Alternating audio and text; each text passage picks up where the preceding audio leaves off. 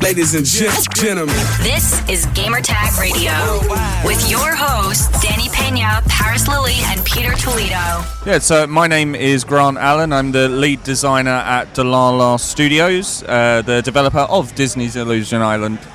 Yeah, so tell us a little bit about the game and how this one is different than your previous game that you worked on before. Cool. So the best way I would describe it is a 4-player Mickey-vania platformer.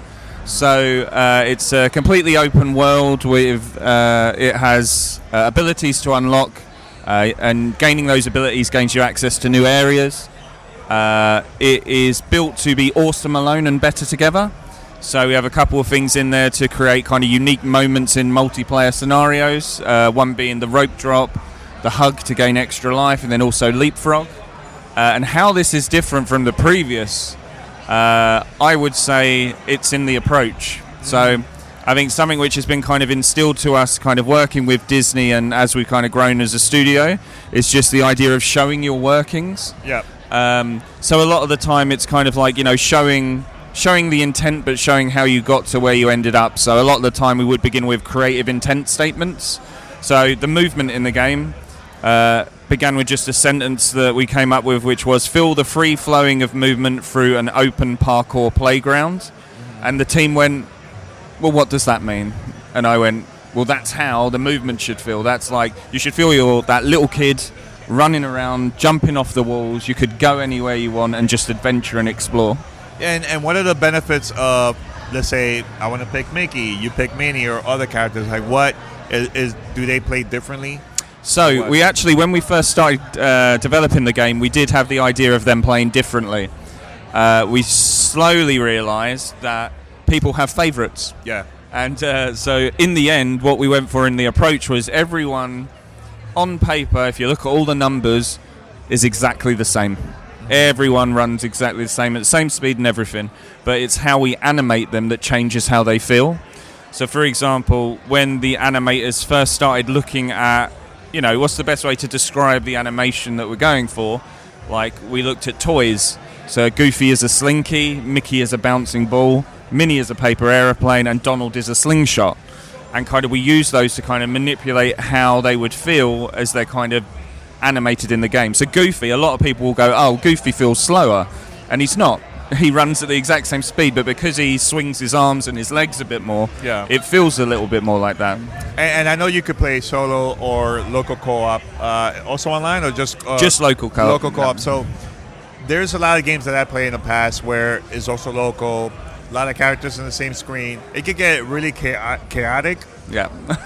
Is that something that you guys managed to design well so it won't be too chaotic and harder to play for the players? Yeah, so we spent a little time looking at kind of around trails on the player. Yeah. And as well, kind of because we're doing it for the Nintendo Switch, kind of looking at how that works on kind of the size screen that the Switch does when it's, you know, in portable and dock mode. And then we kind of looked at the camera as well.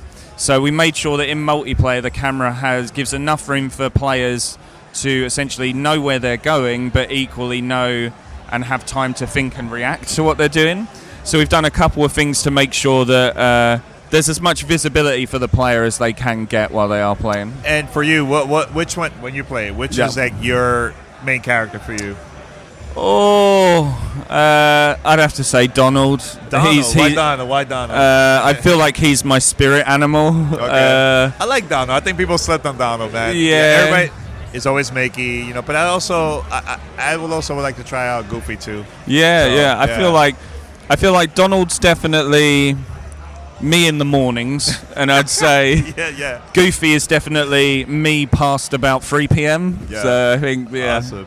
So do you guys have a release date finally for this?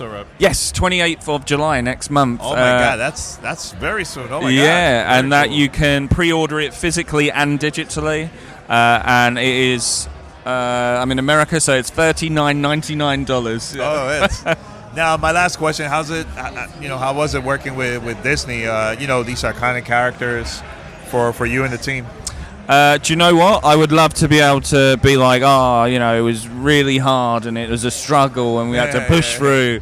But Disney have been like the most supportive, welcoming, it's made us bigger Disney fans working with Disney. Like, we were Disney fans regardless. Yeah. And working with them and being able to, have them show us the ropes and help us understand these characters, but equally kind of mold them into what we wanted for this game. And I've said this before, but like, they're kind of like mates. Like, in how like they respect what we're doing, and we respect the heritage and the history of these characters, and it's just been an absolutely like fantastic experience. I just want to say, man, congrats! Can't wait to play the game next month, and this is for the Nintendo Switch, so check it out. Thank you. Awesome.